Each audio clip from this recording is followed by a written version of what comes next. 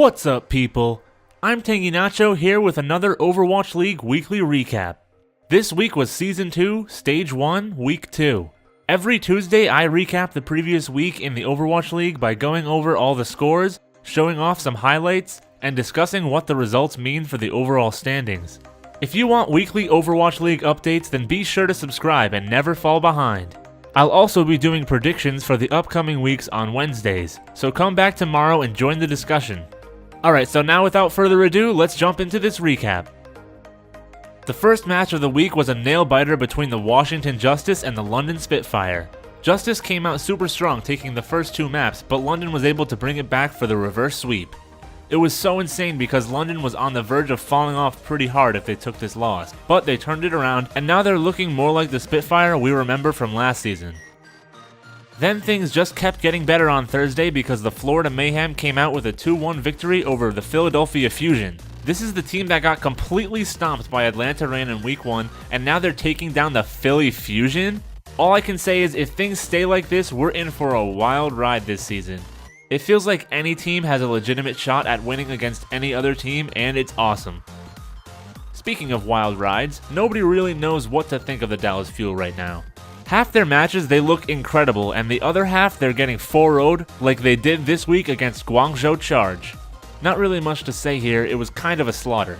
Guangzhou is looking stronger than I anticipated going into the season. And then the last match on Thursday was another 4-0, this time more expected from the Seoul Dynasty over the Chengdu Hunters. Chengdu definitely isn't as bad as we all expected, but Seoul is looking like a force this season so far.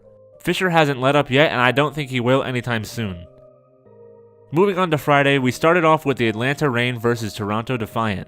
It started out looking like it would be a good set. Toronto took the first map, but after that it was pretty much all Atlanta, especially on Dorado where they capped all 3 points and then first held. I'm pretty hyped on Atlanta right now myself.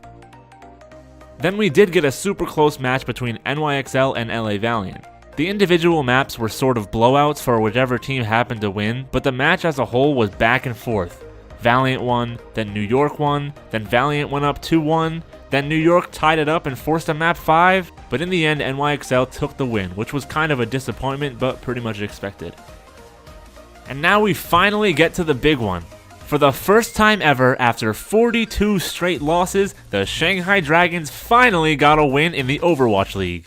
I don't want to take anything away from them, they played great, but there was a bit of a complication on Boston's end going into this match. Their main tank player Fusions, who is a two-way player between the Uprising and their academy team, was ineligible to play, and apparently the organization wasn't sure about this until hours before the match against Shanghai. The reason he couldn't play was because of a rule where two-way players can only participate in 2 Overwatch League matches during Stage 1, and since Fusions played in both matches last week, he unfortunately wasn't allowed to play. Really sucks for Boston, but honestly I'm so glad Shanghai finally got a win. I'm sure there will be plenty more coming, but for now they're sitting at 1-42. You could say the next match was an upset as well, with the Houston Outlaws taking out Hangzhou Spark 3-1. Both of these teams are looking a bit inconsistent so far, especially the Spark, who seemed like they would be a really dominant team in this stage. They did not look good at all against the Outlaws, who are really struggling in this meta, so I'm not sure what to think about either team here really. But Houston did pull out the win. Kicking off the weekend, we had LA Gladiators versus Paris Eternal. Every single map was incredibly close in this match, with all of them being decided by 1 point, and Anubis was actually a draw. Paris had a little extra luck this time and took the win, but the Gladiators still looked really strong. Remember how I said Dallas Fuel is unpredictable this season? Well, after a loss to Guangzhou, they come out with a 3-1 win against Philadelphia Fusion. I don't know if Philly was just having an off week with them missing Boombox and everything, but goddamn, what is going on in this league? A lot of people are attributing Dallas's good and bad performances to AKM and Effect respectively, which is honestly a big part of it. But they've got to find a way to be more consistent because I don't know how much more of this I can take. Speaking of Guangzhou, they took a 3-2 loss to the Vancouver Titans. The Titans look pretty unstoppable right now, but Guangzhou put up a really good fight. If you know me, you know I'm hyped on Vancouver this season, so I was happy to see them come out victorious. Then to close out the day was another 3-2, this time Chengdu Hunters defeating the Florida Mayhem. So yeah, I don't really understand what's going on here. Florida beats Philly, Chengdu gets 4-0'd by Seoul, and then the Hunters come out with this win over the Mayhem? How do these people expect me to make predictions for next week?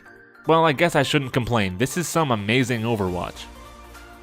Finally on Sunday, we started off with Hangzhou versus London, and London took it 3-1. Other than Dorado, the Spark looked next to useless, and it was actually quite sad. I don't know what happened to them this week, but I want the week 1 Spark back. Spitfire though are looking great, and I'm glad to see them back on their feet. And then we had the New York Excelsior versus Houston Outlaws game, which was an absolutely disgusting blowout. Like, I don't even want to talk about it really. Houston got 1 point on 1 map total for their entire match. That's it. Jake got pretty frustrated and slammed his fist on his desk, which is a clip that has been going around. You can't blame the guy though. Anybody would be frustrated with that performance. Live and learn, I guess. NYXL is still as dominant as ever, it seems. Then Valiant had another disappointing loss against Toronto Defiant. 2-1 was the final score. The Valiant keep losing by 1 point but can never secure the victory. It'll definitely happen eventually because they really are a solid team. They've just gotten super unlucky so far. Toronto is looking even better than I'd anticipated, and I'm excited to see how they do when Neko comes into play. And then lastly was Vancouver versus San Francisco in what was honestly a very close match, but it ended up being 3-1 in favor of the Titans. Most of the maps were very competitive and decided by just 1 point. I love watching Vancouver because they're so coordinated, and the Shock are nothing to scoff at either. Super entertaining match to close out the week. So right now, as expected, we've got New York Excelsior at the top with 4 wins, 0 losses. Vancouver Titans and Paris Eternal are also undefeated, but with less wins.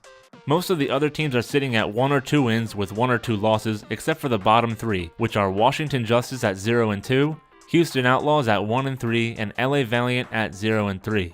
These 3 teams have had really tough lineups for these first few games, so I definitely don't think we can say for sure that they'll stay at the bottom. But momentum does mean a lot in the Overwatch League, and obviously it's not on their side right now. That being said, like I talked about earlier, the league is crazy so far this season. Any team can get a win off any other team at any time, and it's still pretty early here, so anything is possible. Overall, I'm really happy with the balance between the teams, and I can't wait to see how things pan out. And that does it for the recap. Once again, please subscribe if you're not already. The Tang Gang needs some more members. Like the video if you enjoyed the recaps, and be sure to come by tomorrow for my predictions for week 3. Comment below or follow me on Twitter at TangyNacho to discuss the Overwatch League. Check out my other videos, and until we meet again, later people!